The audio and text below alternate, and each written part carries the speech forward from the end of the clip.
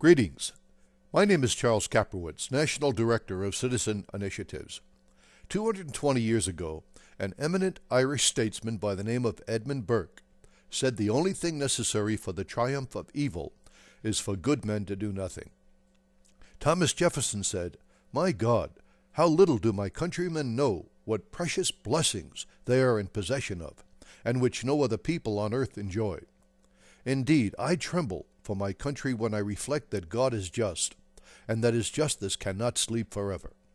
Our founders left for future generations of Americans a constitutional republic that has for its foundation God-given natural rights and personal liberties.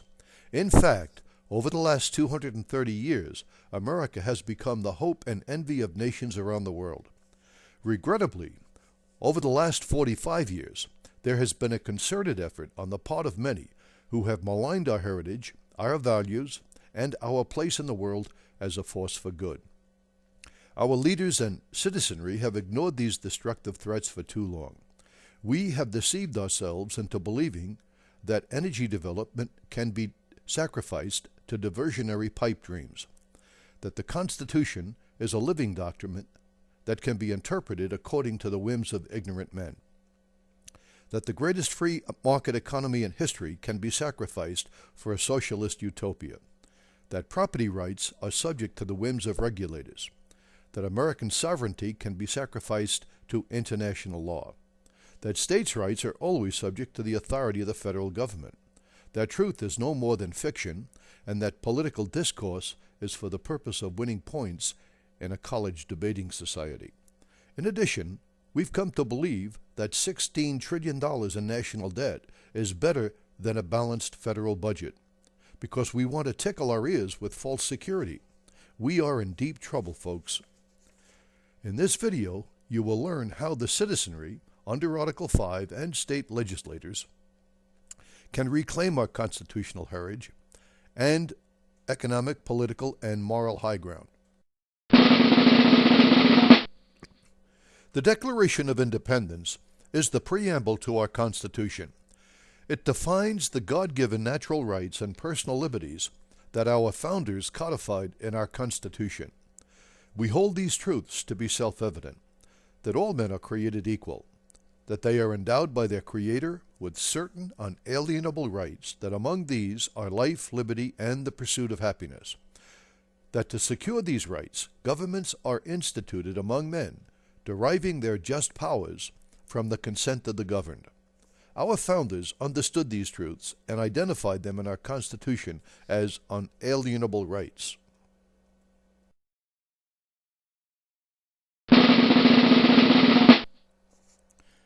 America's heritage was centered in divine providence, a deep respect and reverence for God. Thomas Jefferson's statement needs to be restated. "My God, how little do my countrymen know what precious blessings they are in possession of, and which no other people on earth enjoy."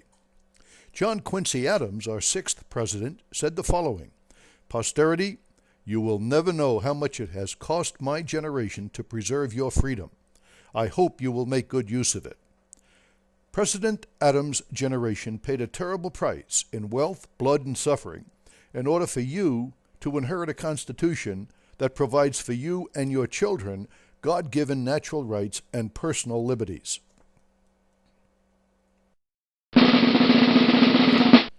Thomas Payne, an 18th century writer and political philosopher who had a profound influence on the writing of our Constitution, said, "What we obtain too cheaply we esteem too lightly.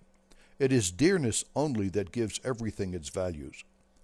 Heaven knows how to put a price upon its goods, and it would be strange indeed if so celestial an article as freedom should not be highly rated."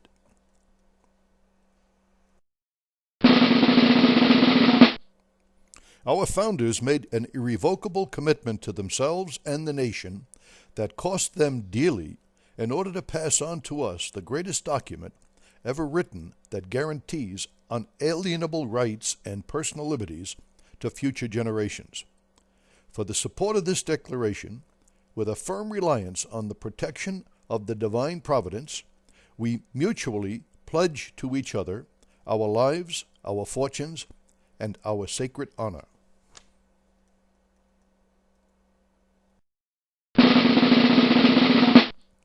Our first president, George Washington, said, "No people can be bound to acknowledge and adore the invisible hand which conducts the affairs of men more than the people of the United States. Every step by which they have advanced to the character of an independent nation seems to have been distinguished. We ought to be no less persuaded that the propitious smiles of heaven cannot be expected on a nation that disregards the eternal rules of order and right, which heaven itself has ordained."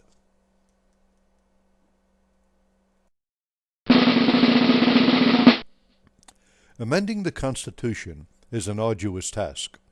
Under Article 5, if two-thirds of both houses of Congress agree to send a proposed amendment to the states for ratification, three-quarters of the states must ratify it before it becomes part of our Constitution. When two-thirds of state legislatures make a call on Congress, directing Congress to convene a federal convention, Congress must convene the convention. Again, three-quarters of the states must ratify it before it becomes part of our Constitution. Article 4 guarantees to every state a republican form of government, which gives each state equal standing when calling for a constitutional convention.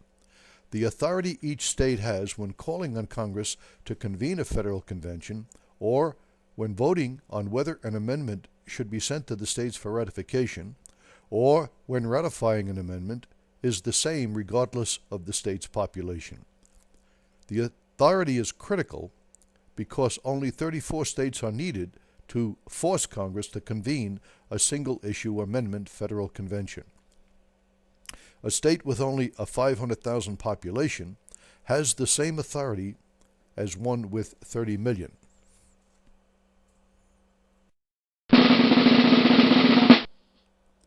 President Abraham Lincoln, the only president who suffered through the loss of 630,000 young men during the Civil War, said, "It is the duty of nations, as well as of men, to owe their dependence upon the overruling power of God, and to recognize the sublime truth announced in the Holy Scriptures and proven by all history, that those nations only are blessed whose God is the Lord."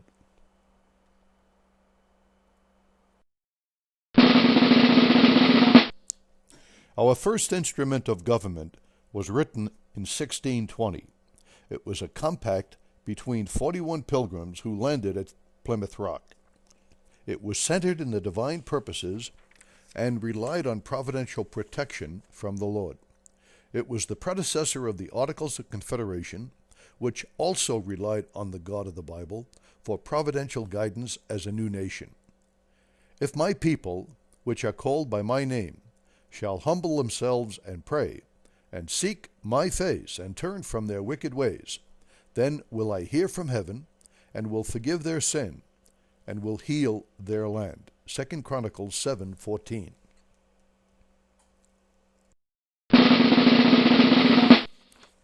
Open conventions are not authorized in our Constitution.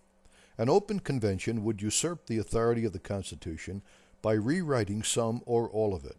Article 5 authorizes the states to call for a convention for proposing amendments only. There are, however, concerns about the delegates at a convention writing drafts of proposed amendments that would alter some of the protections and liberties we presently have. Citizen Initiatives, through committees of correspondence, is sending to the states pre-drafted amendments that can be approved by the states in interstate agreements. These agreements also define the terms, conditions, and agenda each state would require their appointed delegates to follow at the convention. In essence, interstate agreements become the documents that the states authorize to safely send amendments back to the states for ratification without the consent of Congress. Delegates are ambassadors of their states. They are not independent agents. They have no authority beyond what state legislatures grant them through interstate agreements. Interstate agreements provide an escape for Congress. Congress will not want to be forced into convening a federal convention.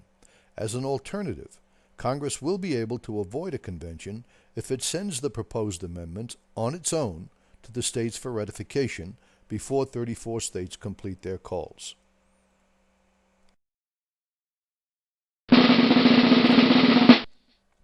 If we lose the authority in our Constitution, we lose our natural rights and personal liberties.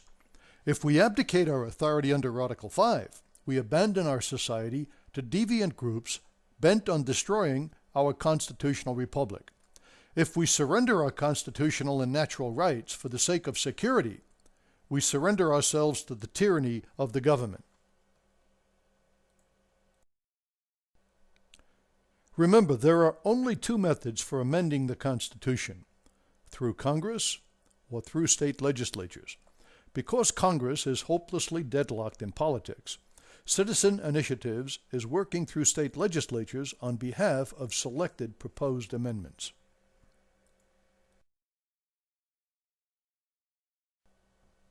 The black states are initiative states.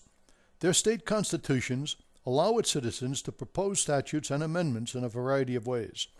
Citizen Initiatives plans to introduce initiatives when legislatures refuse to approve one or more of our single-issue amendments. By doing so, we can, in some states, force state legislatures to make a call on Congress to convene a single-issue amendment convention.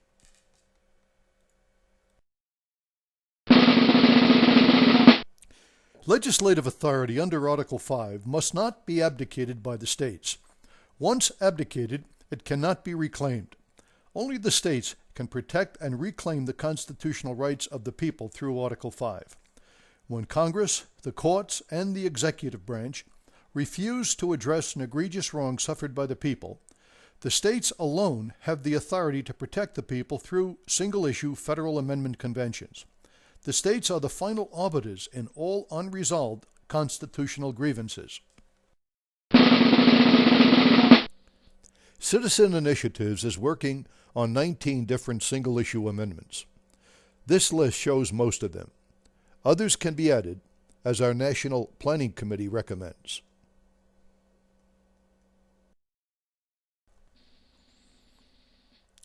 Join the Citizen Initiatives team. Each state has a critical part in our single-issue amendment strategy.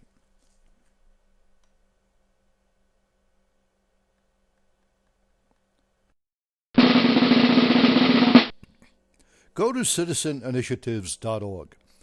Download copies of your state's resolutions and interstate agreements. Watch other single-issue amendment videos.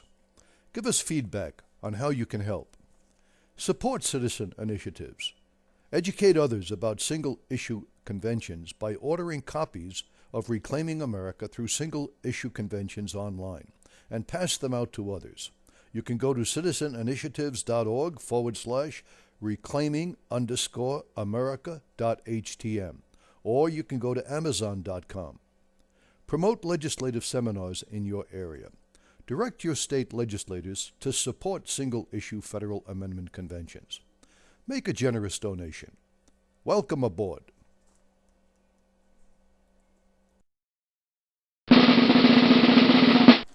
Remember to order Charles Kaprowitz's book, Reclaiming America Through Single-Issue Federal Conventions.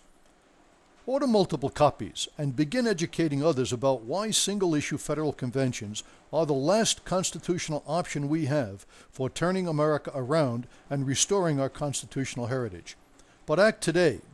Go to citizeninitiatives.org, press the Reclaiming America book button in the navigation bar.